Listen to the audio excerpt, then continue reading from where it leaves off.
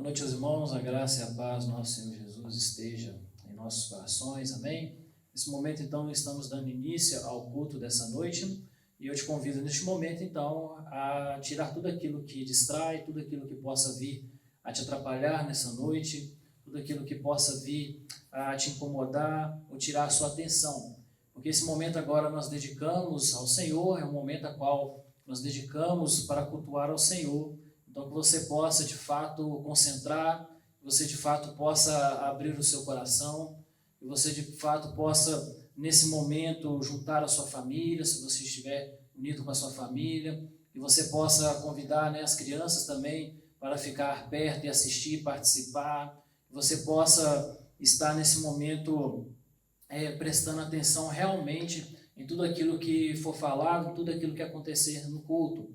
Porque, como nós sempre dizemos, o culto é para o Senhor. O culto não é para satisfazer, né, a nossa vontade, não é para nos agradar, mas o culto é exclusivamente para o Senhor, porque dele, por ele e para ele são todas as coisas. Então, que você nesse momento possa, de fato, prestar atenção. Eu sei que às vezes há uma certa dificuldade por estar em casa e às vezes nos distraímos com mais facilidade, né? Pensando que na igreja é mais fácil concentrar, que na igreja é como se fosse o local certo para isso, quando na verdade podemos cultuar ao Senhor aonde quer que nós venhamos estar.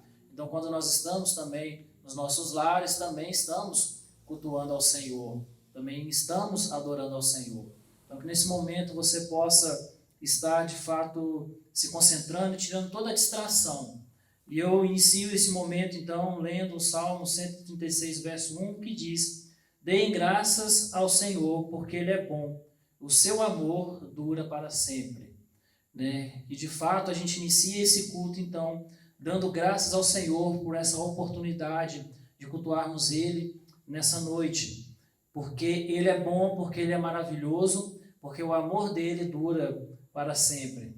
Então, que você possa, nesse momento, de fato, guardar isso em seu coração e que você possa nessa noite realmente render graças e louvores ao Senhor, que você de fato possa estar adorando ao Senhor. Eu queria nesse momento te convidar a estar orando e nesse momento te convidar a orar comigo para que possamos então iniciar o culto dessa noite.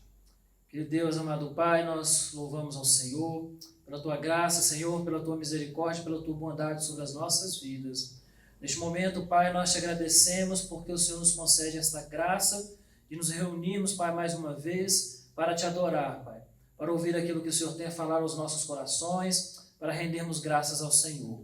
Por isso, Pai, neste momento pedimos que o Senhor abençoe o culto dessa noite e tudo, Pai, que vier a acontecer seja para a honra e glória do Senhor. Que o Senhor possa, Deus, direcionar, Deus, tudo aquilo, Deus, que acontecer, para que as pessoas, Deus, possam realmente prestar um louvor verdadeiro ao Senhor.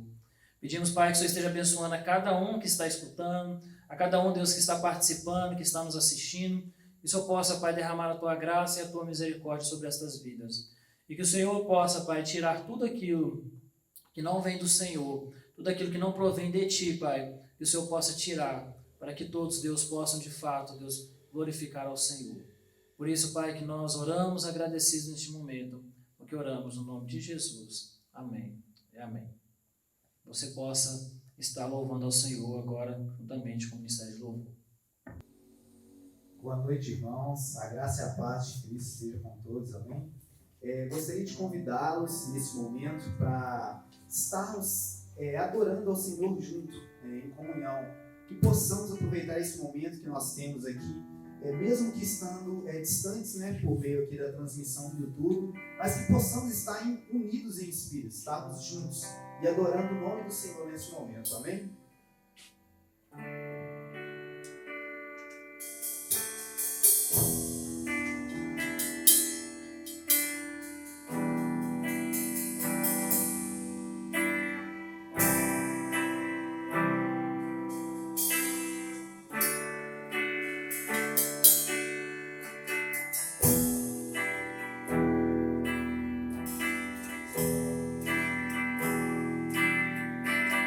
Tudo aos que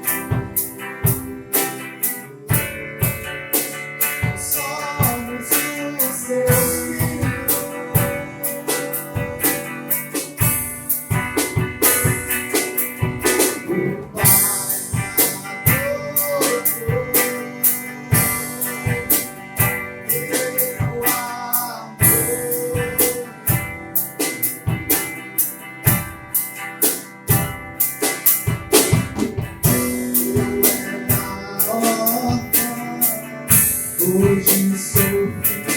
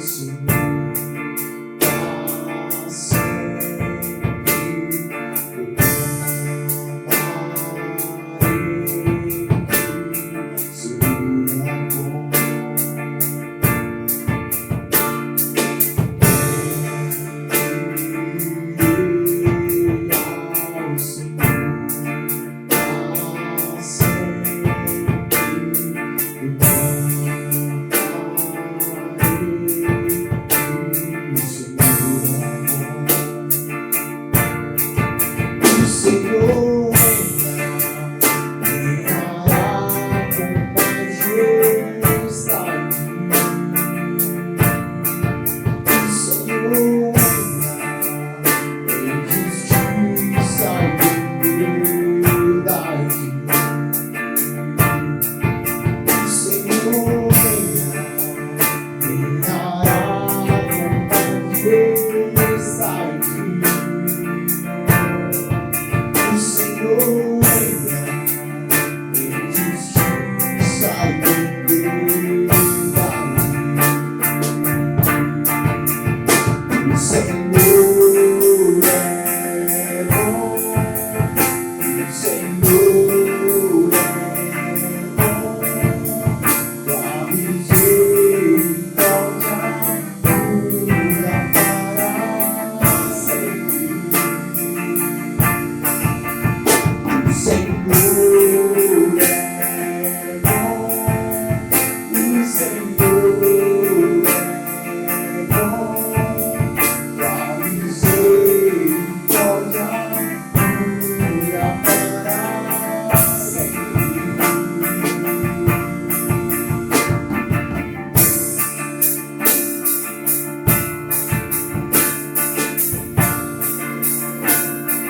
pra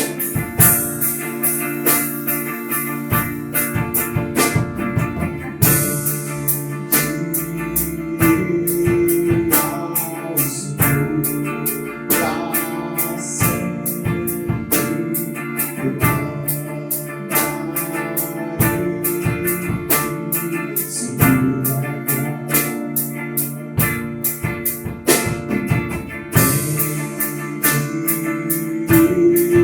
ao Senhor pra sempre eu cantarei.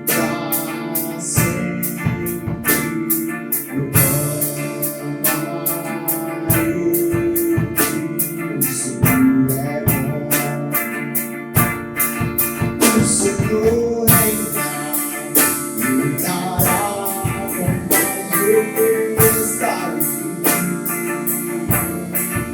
O Senhor em justiça e verdade.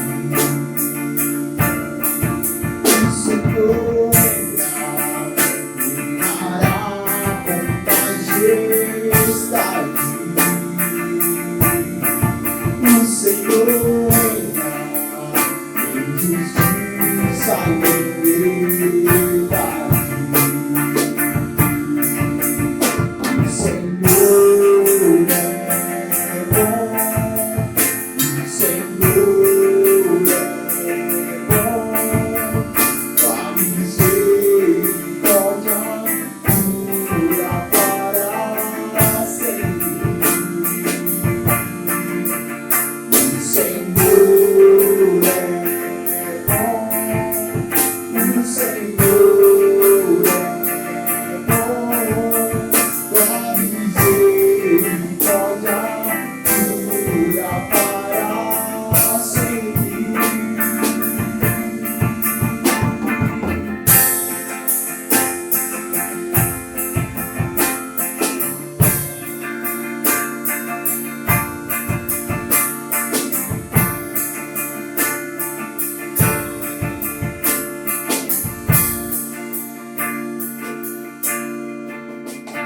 O Senhor é bom, o Senhor é bom, tua misericórdia dura para sempre.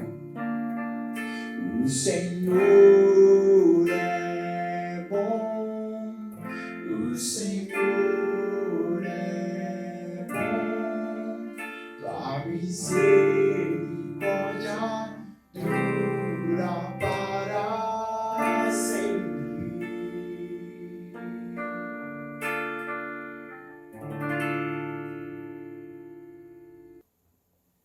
Irmãos, nesse momento nós vamos estar passando para o nosso momento de dízimos e oferta. Que você neste momento aí no seu lar, você possa estar consagrando os seus dízimos e as suas ofertas.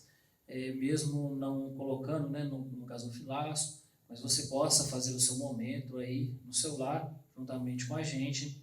E eu queria, nesse momento, então, que nós lêssemos um texto que está em Coríntios, 2 Coríntios, capítulo 9, verso 7, que nos diz assim: cada um dê conforme determinou o seu coração, não com pesar ou por obrigação, pois Deus ama quem dá com alegria. Então, quando nós olhamos para o texto, nós notamos que, de fato, a importância de entregarmos os nossos dízimos, as nossas ofertas de coração. Deus, ele conhece o nosso coração. Deus, ele sabe quando nós fazemos isso com alegria. O Senhor sabe quando nós fazemos isso porque de fato queremos, porque de fato entendemos a importância disso. Quando nós fazemos isso sem esperar nada em troca do Senhor, como se fosse uma barganha, né? Pensando que ao fazer isso, Deus vai me dar em dobro, e quando na verdade não é isso o sentido. Quando Jesus estava ali no templo, ele observou uma senhora, uma mulher, uma viúva, que foi ali e entregou 2 moedas, e essas 2 moedas era tudo aquilo que ela tinha. E as outras pessoas estavam ali entregando os dízimos daquilo que sobrava, e o Senhor admirou porque ela entregou de tudo aquilo que ela tinha. Era pouco, apenas 2 moedas, mas era tudo que ela tinha, ou seja, não só o fato da entrega do dinheiro, mas assim o coração também dela estava voltado para o Senhor. Então o Senhor, ele sabe quando o nosso coração está voltado para ele, e quando nós fazemos isso de coração, quando nós fazemos isso com alegria, quando nós fazemos isso entendendo a importância disso para a igreja, a importância disso, né, para que a igreja continue avançando. Porque Deus, ele usa, né, esses recursos, né, para a honra e glória dele. Então, nesse momento, você possa estar consagrando os seus dízimos e as suas ofertas. E nós vamos estar nesse momento também, tendo o nosso momento de oração. Eu não tenho como saber qual é o seu pedido de oração, mas o Senhor sabe as suas necessidades. O Senhor sabe aquilo que está no seu coração, que você quer apresentar ao Senhor. Por isso, nesse momento, nós vamos estar orando pelos dízimos e as ofertas, mas vamos também estar tendo o nosso momento de oração. Você possa juntar a sua família, você possa, nesse momento, juntar a sua família e cada um perguntar qual é a necessidade, qual é o pedido, aí mesmo onde vocês estão. E que vocês possam, então, fazer este momento de oração aí no seu lar, perguntando, né, ao seu filho, ao seu marido, à sua esposa, qual é o seu pedido de oração, e possam estar fazendo aí unidos no seu lar, na sua casa, e possam estar apresentando ao Senhor as suas dificuldades, os seus anseios, as suas ansiedades, e nós vamos ter este momento de oração, né, agradecendo pelos dízimos e as ofertas, e também tendo esse momento a qual nós vamos estar dedicando também à oração. Que você possa, então, de fato, agora estar juntando a sua família, perguntando a cada um quais são os seus pedidos, e possam estar, então, de fato, orando e também agradecendo ao Senhor por este momento que Ele nos concede.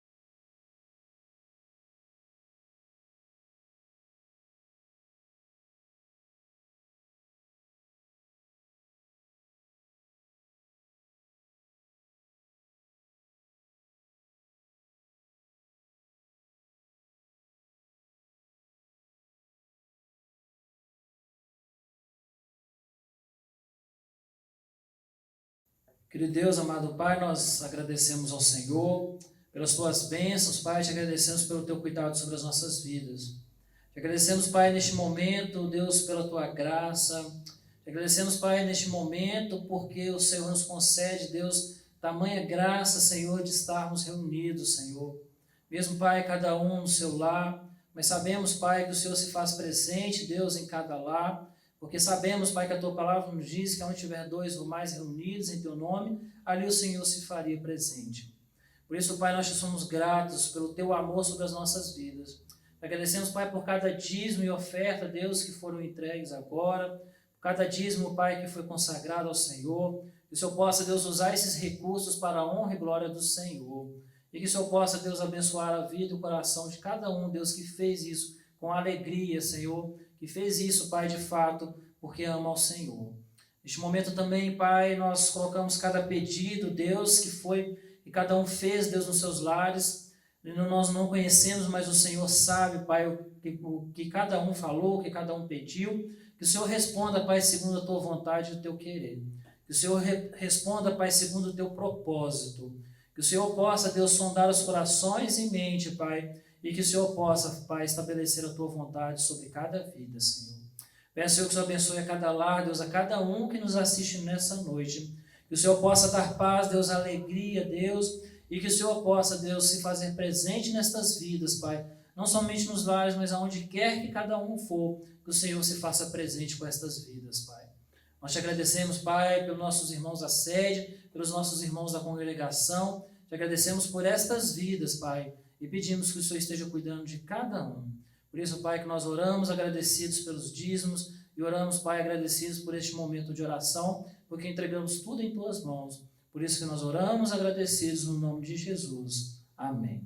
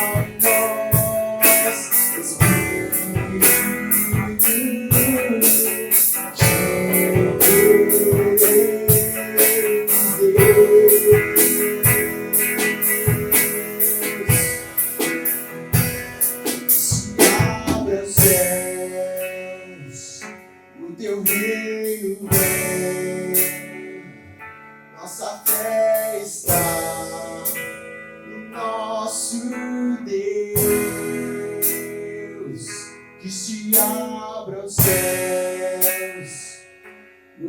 reino vem, nossa fé está no nosso Deus. Se abra os céus fechados, se abra o teu reino venha mover, nossa terra está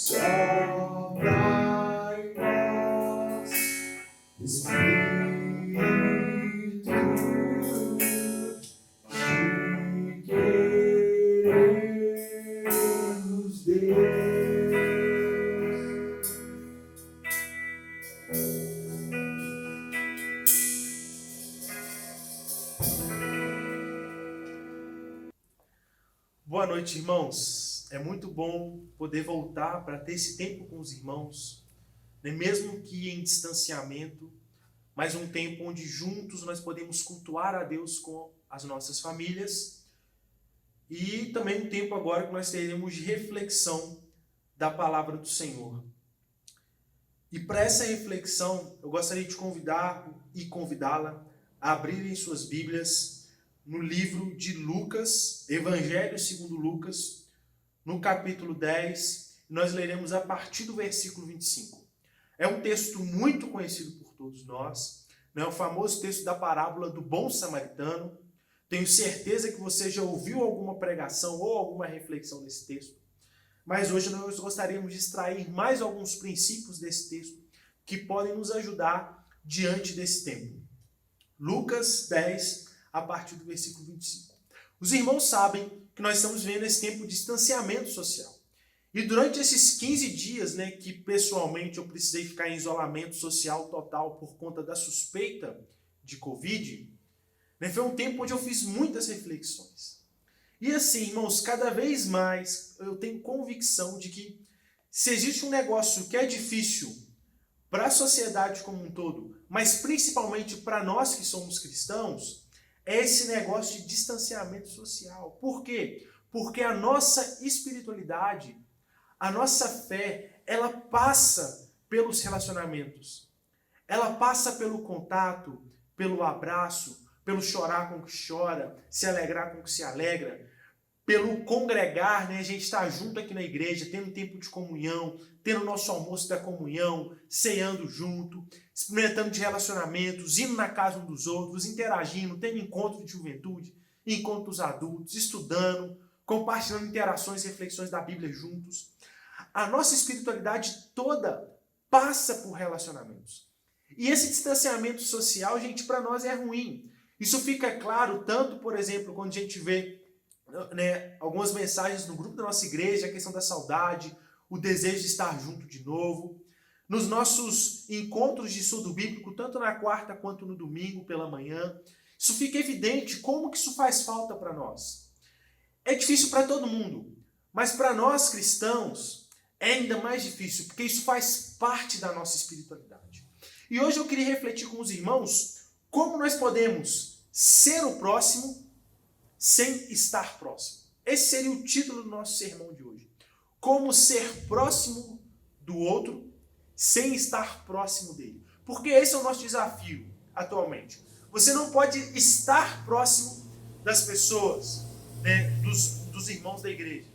Mas como mesmo sem estar próximo, nós podemos ser o próximo dele. Nós vamos tentar extrair alguns princípios desse texto para a gente poder refletir. Lucas capítulo 10, a partir do versículo 25. Vamos ler a palavra do Senhor. Certa ocasião, um perito da lei levantou-se para pôr Jesus à prova e lhe perguntou: Mestre, o que preciso fazer para herdar a vida eterna? O que está escrito na lei? Respondeu Jesus. Como você a lê? Ele respondeu: Ame o Senhor, o seu Deus, de todo o seu coração, de toda a sua alma, e de todas as suas forças, e de todo o seu entendimento, e ame o seu próximo como a si mesmo. Disse Jesus: Você respondeu corretamente. Faça isso e viverá. Mas ele, querendo justificar-se, perguntou a Jesus: E quem é o meu próximo? Em resposta, disse Jesus: Um homem descia de Jerusalém para Jericó, quando caiu na mão de assaltantes. Estes lhe tiraram as roupas, espancaram-no e se foram, deixando-o quase morto. Aconteceu estar descendo pela mesma estrada um sacerdote. Quando viu o homem, passou pelo outro lado. Assim também um levita. Quando chegou ao lugar e o viu, passou pelo outro lado. Mas um samaritano, estando de viagem, chegou onde se encontrava o homem, e quando o viu, teve piedade dele. Aproximou-se, enfaixou-lhe as feridas, derramando nelas vinho e óleo. Depois colocou-o sobre o seu próprio animal, levou-o para uma hospedaria e cuidou dele. No dia seguinte, deu 2 denários ao hospedeiro e lhe disse: Cuide dele. Quando eu voltar, lhe pagarei todas as despesas que você tiver. Qual desses 3 você acha que foi o próximo do homem que caiu na mão dos assaltantes? Aquele que teve misericórdia dele, respondeu o perito da lei. Jesus lhe disse: Vá e faça o mesmo. Vamos orar, agradecendo ao Senhor pela sua palavra e pedindo para que Ele abençoe esse tempo de reflexão juntos. Senhor, nós rogamos, gratos ao Senhor pela sua palavra, por esse tempo nós tivemos, Deus, de cânticos, de louvores, juntos, de oração, e pedimos ao Senhor que o Senhor fale conosco por meio, Deus, da palavra que foi lida e será exposta aqui nessa noite. Teu Espírito, Deus, aplica essa palavra em nossas vidas, para que possamos vivê-la. Deus, ser o próximo, mesmo sem estar próximo. É a oração que fazemos em nome de Jesus. Amém. Irmãos, essa é a pergunta que nós vamos refletir nessa noite. Como ser o próximo sem estar próximo? Vamos tentar entender como essa parábola pode nos ajudar. Então, inicialmente, nós vamos entender tudo que está por trás aqui desse texto, tentar entender melhor esse texto. E no final nós vamos fazer algumas reflexões práticas para a nossa vida e para a nossa caminhada, de como a gente pode viver esses princípios, mesmo diante desse tempo de distanciamento. Inicialmente o texto começa narrando uma cena que era muito comum naquele tempo. Jesus era considerado um mestre, ou seja, um rabi. E era muito comum quando um mestre estava ensinando para as pessoas, ele ficava num local um pouco mais alto, e ali as pessoas assentavam-se ao redor dele. E sempre que alguém tinha uma pergunta, em sinal de respeito, essa pessoa se levantava e fazia a pergunta para aquele mestre. E é isso que está acontecendo aqui. Jesus está ensinando, as pessoas estavam assentadas ao redor dele, e um perito da lei, o que era um perito da lei? Era um estudioso da lei que julgava os casos em Israel. Ele estudava a lei para julgar as questões ali da sociedade, os problemas civis que aconteciam. Esse perito se coloca de pé, mas ele não faz a pergunta e nem se coloca de pé como sinônimo de respeito a Jesus, como era comum. Mas, na verdade, o texto vai dizer para nós que ele queria colocar Jesus à prova. E qual a pergunta que ele faz? Ele pergunta, mestre, o que preciso fazer para herdar a vida eterna? E, gente, era muito comum naquele tempo os mestres também responderem perguntas com uma outra pergunta. E Jesus, provavelmente sabendo que aquele homem era um perito da lei, ele responde para aquele homem da seguinte forma, olha, você é um estudioso da lei. Como você lê a lei? Como que você interpreta? O que você tem a me dizer sobre essa pergunta? E aquele homem responde, olha, no versículo 27, né? Ame o Senhor, o seu Deus, de todo o seu coração, de toda a sua alma, de todas as suas forças e de todo o seu entendimento, e ame o seu próximo como a si mesmo. Ou seja, ele pegou o mandamento de Deuteronômio 6:5 e Levítico 19:18 e falou, olha, cumpra esses dois aqui que tá tudo certo, que você vai alcançar, você vai herdar a vida eterna. E de fato, irmãos, o próprio Cristo, se você observar em Mateus capítulo 22, o próprio Cristo já tinha dito que toda a lei e os profetas passavam por esses dois mandamentos. Isso era algo também que se acreditava na própria tradição dos hebreus daquele tempo. Eles acreditavam que toda a lei e todos os profetas, todos os mandamentos passavam por esses dois mandamentos. Amar a Deus e amar ao próximo. E nesses dois mandamentos se cumpriam toda a lei. Se você observar até os próprios 10 mandamentos, você percebe que existem isso. Eles falavam que existiam 2 tábuas da lei. A primeira parte, os primeiros mandamentos que falam sobre o amor a Deus, e os outros mandamentos que falam sobre o amor ao próximo. Isso está nítido ali nos 10 mandamentos quando você vai ler. O próprio Cristo já tinha reafirmado isso, isso era comum para a tradição daquele tempo. E Jesus, de forma muito irônica, no versículo 28, ele fala para aquele homem, olha, você respondeu corretamente. Faça isso e viverá. Ou faça isso e certamente viverá. Só que aqui a gente tem um problema. Porque se você observar no próximo versículo 29, você vai ver que aquele homem, aquele perito da lei, ele tenta justificar-se. E esse aqui é um ponto que a gente precisa parar para se perguntar, e uma reflexão que eu sempre faço quando eu falo desse texto. Gente, se você, vamos pensar que você está fazendo uma prova, seu professor te pergunta ali uma prova oral, e você responde corretamente, por que você precisa se justificar se a sua resposta está correta? É porque Jesus ele levantou um problema para aquele homem, diante daquela resposta. Porque, gente, primeiro, que 2 coisas a gente pode verificar aqui, que são problemas que já nos ensinam alguma coisa. Primeiro, a pergunta que ele faz é, o que eu preciso fazer para herdar a vida eterna? O ponto é, a herança, você herdar algo, você faz porque você herda algo porque você faz algo, ou você herda algo porque você é parte de uma família. Isso aqui é um problema. Você não faz nada para herdar algo. Ou você é parte de uma família, ou você não é parte de uma família. Então a pergunta desse homem já é uma pergunta um pouco complicada. Ela tem um pressuposto equivocado, porque ele está considerando que ele poderia fazer algo para herdar a vida eterna. E ele tem um outro problema que aparece posteriormente, gente. Porque aquele homem, ele acreditava que dependia de amar a Deus e amar ao próximo para herdar a vida eterna. E aqui a gente pode fazer uma pergunta.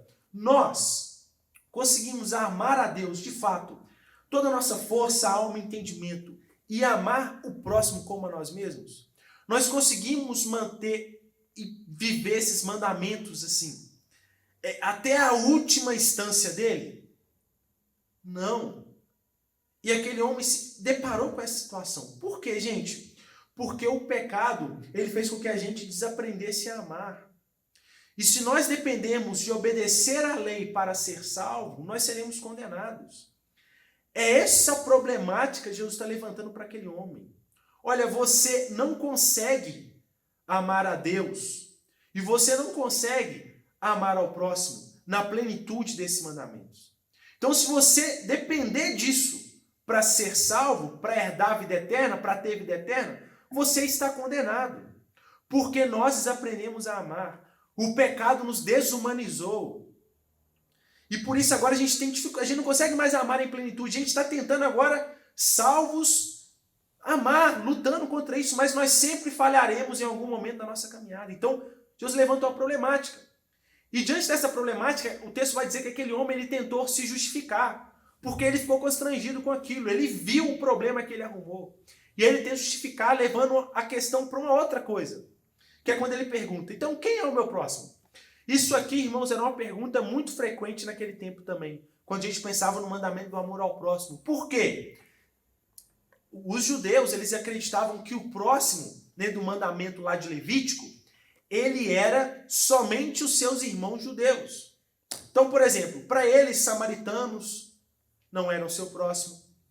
Para eles, os povos vizinhos não eram seu próximo. Para eles, aquele mandamento, o mandamento aplicava-se somente aos judeus. E aí ele faz uma pergunta para tentar justificar. E Jesus responde essa pergunta com uma parábola, para no final jogar uma outra pergunta para aquele homem que a gente vai ver no decorrer do texto. E a parábola que Jesus conta, né, e aqui é interessante, o que é uma parábola? Parábola é uma história contada por Jesus, onde ele usa fatos do cotidiano daquele povo para expressar uma verdade espiritual. Então toda a parábola, ela está narrando situações que eram comuns daquele tempo, e geralmente elas têm o propósito de ensinar uma verdade espiritual. E é isso que a gente vai tentar extrair aqui desse texto. A partir do versículo 29, se você observar, no versículo 30, você vai ver que Jesus, ele conta uma parábola. Ele vai falar de um homem que descia de Jerusalém para Jericó, e esse homem caiu na mão de assaltantes. Isso aqui é interessante. Se você pega o caminho, né, se você faz essa reconstrução histórica e pega o caminho de Jerusalém para Jericó, você vai ver que é uma grande descida. E naquele tempo, gente, os estudiosos acreditam que era uma estrada muito perigosa, porque era uma estrada estreita.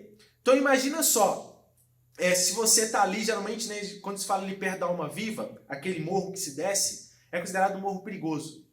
Esse homem estava passando por uma estrada tipo aquela dali, muito perigosa e estreita. Então, assim, como tinha muitas cavernas ali, geralmente os assaltantes ficavam naquelas cavernas e assaltavam essas pessoas. Por isso que era comum viagens em grupos. Mas a impressão que dá é que aquele homem estava viajando sozinho. E ele estava descendo, fazendo esse trajeto, né, de Jerusalém para Jericó.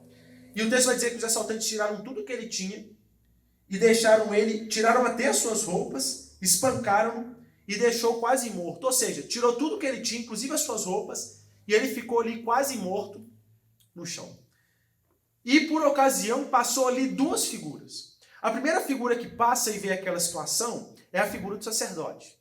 O sacerdote olha para aquela situação, né, e você sabe que o sacerdote, eles eram pessoas da tribo de Levi, e de forma mais específica da linhagem de Arão, que eram responsáveis pelos sacrifícios no templo. Ou seja, eles faziam essa mediação, né, entre o povo e Deus. Eles pegavam os sacrifícios do povo e levavam até Deus, né, como se Deus, né, fazendo aquelas transações de Deus para com o povo. Aquela figura religiosa importante dos tempos de Jesus vê aquela situação e ignora. O texto narra claramente, ele viu a pessoa e ignorou. Da mesma forma passa um levita, outra figura religiosa importante daquele tempo. Né? Geralmente eles eram da tribo de Levi, mas alguns estudiosos estimam que nesse tempo aqui não existiam levitas somente da tribo de Levi, mas em maioria eles eram da tribo de Levi, porque está prescrito na lei. E essa figura religiosa também, que cuidava geralmente da manutenção do templo, né, conduziam as pessoas para os sacrifícios, né, até os sacerdotes. Às vezes eles faziam música nos pátios para as pessoas se alegrarem. Né, essa figura é importante também, conhecida daquele tempo, vê aquela situação e passa pelo outro lado. E aqui é interessante observar essa ênfase que o texto dá, né, em que eles viram, né, a situação. Então, se observar o versículo 31, vai falar assim, na parte B, quando viu o homem, passou pelo outro lado. Ou seja, a atitude deles é uma atitude consciente. Eles viram a situação daquele homem que tinha sido assaltado. E conscientemente, eles ignoram aquela situação e passam pelo outro lado. Talvez, né, até com medo de se tornar impuro por tocar num homem morto. Né? Se o sacerdote ele toca num homem morto, está prescrito na lei, ele tem que passar por um ritual de purificação para poder voltar a fazer as coisas no templo. Talvez por uma tentativa de se manter puro, por uma tentativa de manter a religião pura, a sua prática pura. Ele olha aquela situação e ele ignora aquela situação. E Jesus vai falar de uma outra figura, que é a figura do samaritano, que não era considerada próxima por aqueles judeus. E você sabe que existia uma rixa muito grande entre judeus e samaritanos. Eram dois povos que não gostavam. Essa rixa acontecia por dois motivos. Um motivo étnico e um motivo religioso. Étnico, porque como nós estamos estudando lá, em toda a nossa, né, a igreja mãe, né, tanto na quarta quanto no domingo pela manhã, nós estamos passando pelos profetas. E a gente tem visto toda a história do povo hebreu. E a gente sabe que o reino do norte, a região da Samaria, ela foi tomada por um império, lá no Antigo Testamento, chamado Império Assírio. Né? Ou seja, ali a região de Samaria foi tomada pelo Império Assírio. E o que aconteceu? O imperador da Assíria, ele tinha um propósito, ele tinha uma filosofia de conquista. Que ele queria que todos os povos conquistados se tornassem um povo só, com uma cultura parecida. Então, o que ele fazia? Ele pegava pessoas daquele povo conquistado e mandava para outras terras, e mandava pessoas das outras terras conquistadas e mandava para aquela terra conquistada. E foi isso que aconteceu na região de Samaria.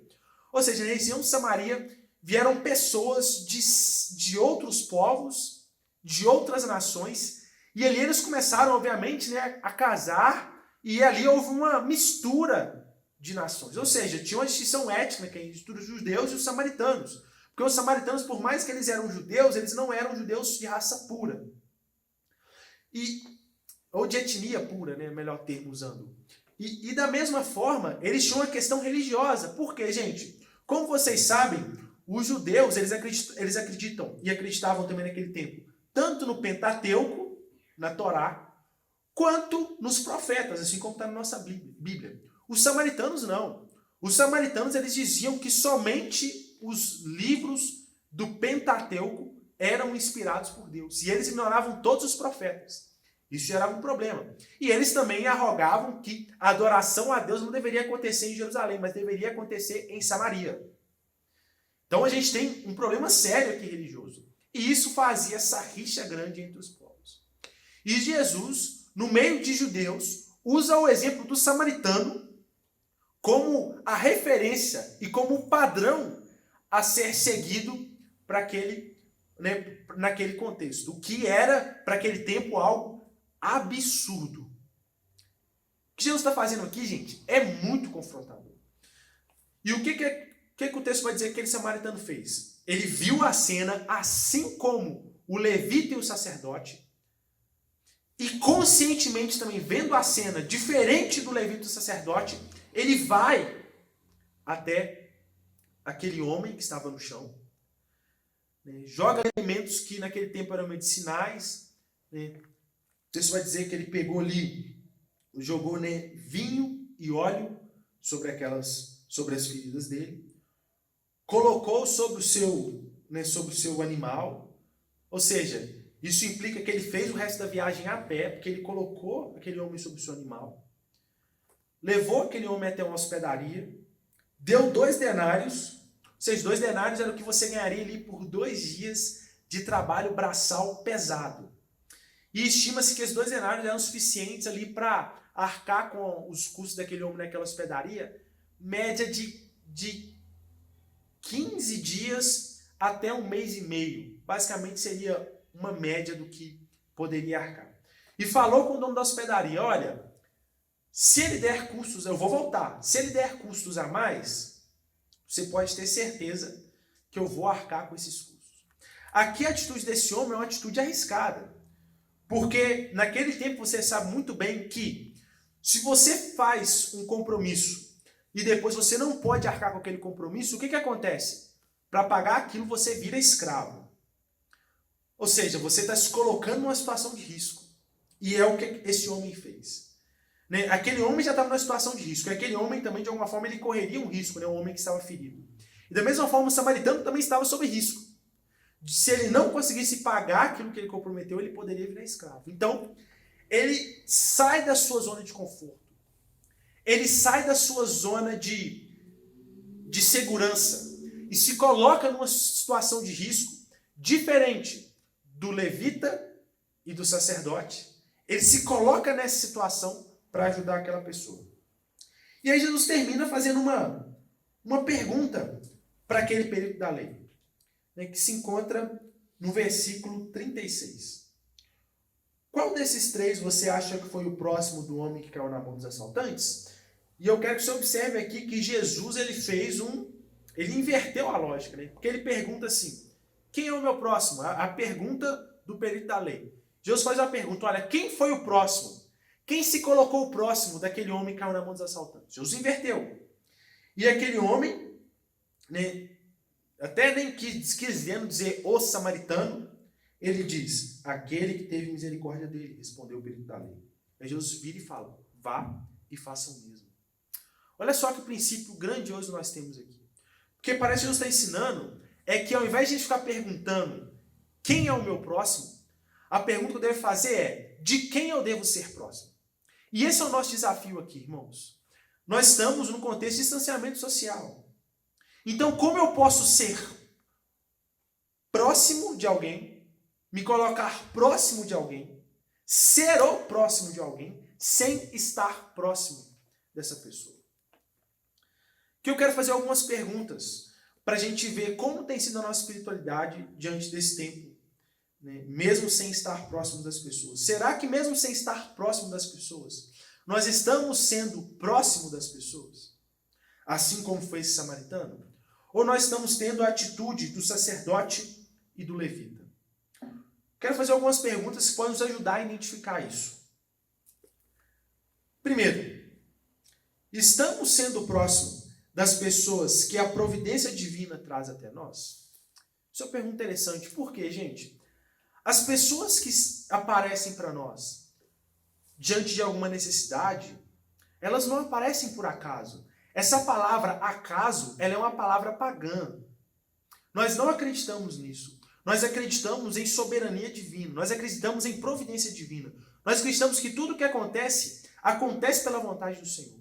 Então as pessoas que aparecem diante de nós com uma necessidade, elas não aparecem por acaso. Nós acreditamos que Deus coloca essas pessoas perto de nós.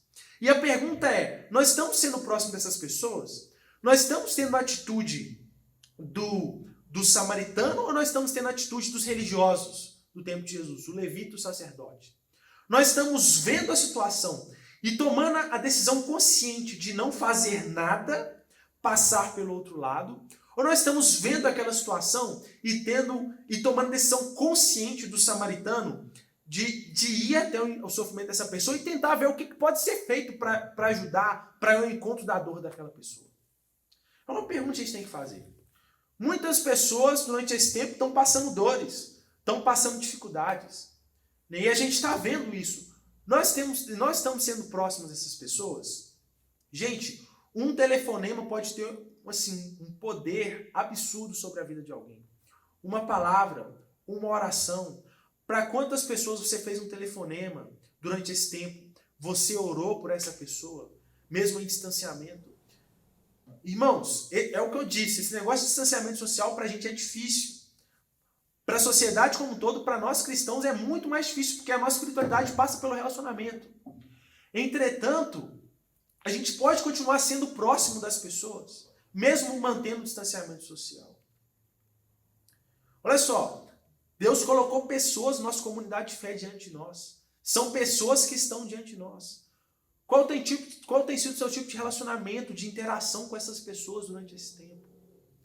Um telefonema, uma palavra, alguém que está passando uma dificuldade. Então nós temos visto irmãos, né, que estão passando um tempo de dificuldade, está sempre compartilhando no grupo, com a família. Um telefonema, uma oração com essa pessoa. Né, falar, olha, eu estou orando por você. Precisar de qualquer coisa, conta comigo. Nós precisamos sair da nossa zona de conforto e ser o próximo dessas pessoas. Às vezes vai ser um vizinho que você vai ver que está passando necessidade, você vai, não, vamos ver o meio de te ajudar. Está passando dificuldade? Não, vamos orar juntos. Nós precisamos ser próximos das pessoas. Outra reflexão. Será que nós estamos limitando o amor, ou a prática do amor, a questões étnicas, raciais, sociais ou ideológicas? Isso é uma pergunta. Será que nós estamos escolhendo o tipo de pessoa que nós vamos amar? Que era o caso do perito da lei, que ele estava fazendo, e era o que toda a religiosidade daquele tempo fazia. Ou seja, nós só amamos judeus, irmãos. Nós estamos colocando barreiras que impeçam nós de amarmos, seja barreiras até religiosas. Não, a gente ama só quem é cristão. Os outros não. Os outros são dignos de condenação. Nós não podemos colocar barreiras, porque se nós colocarmos esse tipo de barreiras para a prática do amor, de alguma forma nós estaremos deixando de ser o próximo das pessoas que precisam. Outra pergunta que a gente pode fazer, que pode nos ajudar nessa reflexão. A dor humana tem nos perturbado? Ou seja, quando você vê a dor de alguém, isso te perturba? Isso gera em você algo, um sentimento, uma necessidade de ir ao encontro daquela situação? É uma pergunta que a gente tem que fazer. Talvez se a resposta é não, é muito possível que você não esteja sendo o próximo daquela pessoa.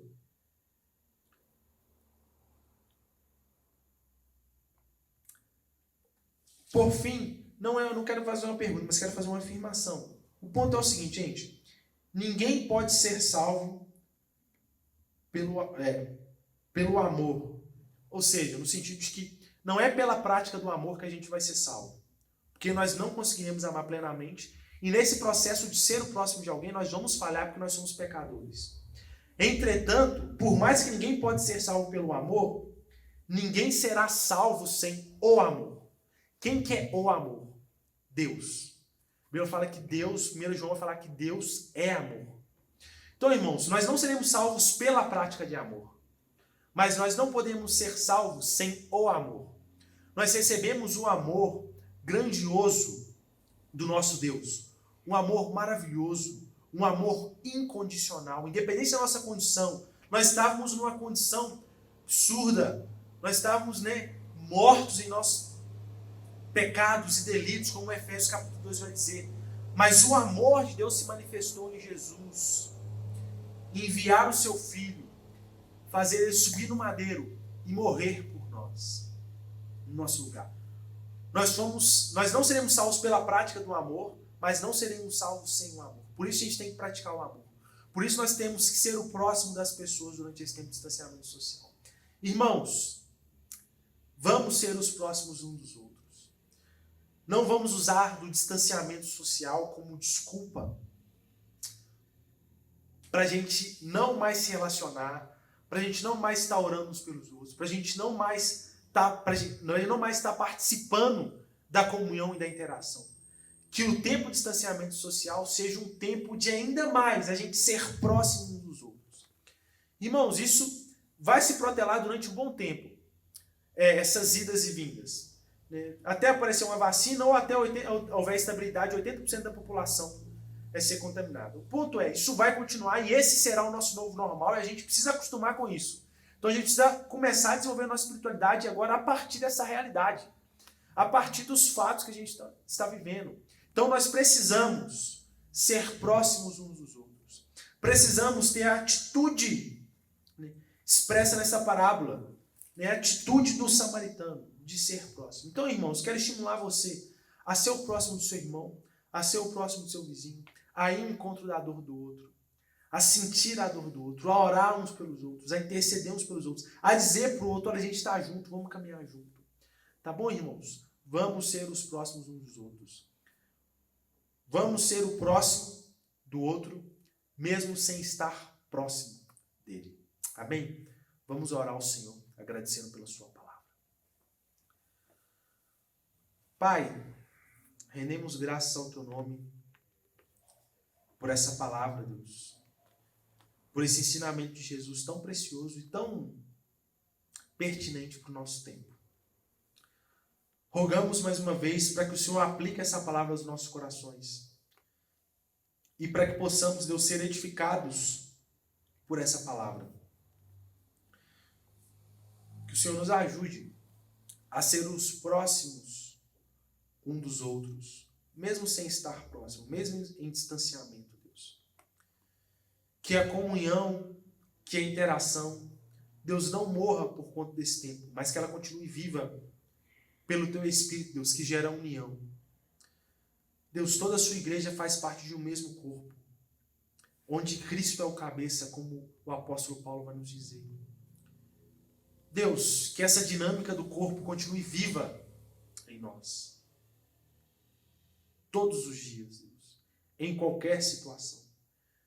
Seja numa situação de pandemia, de perseguição por causa do Evangelho.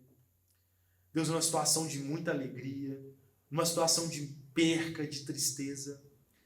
Que a dinâmica do corpo continue viva em nossas vidas, Deus. Em nome de Jesus é a oração que eu te faço.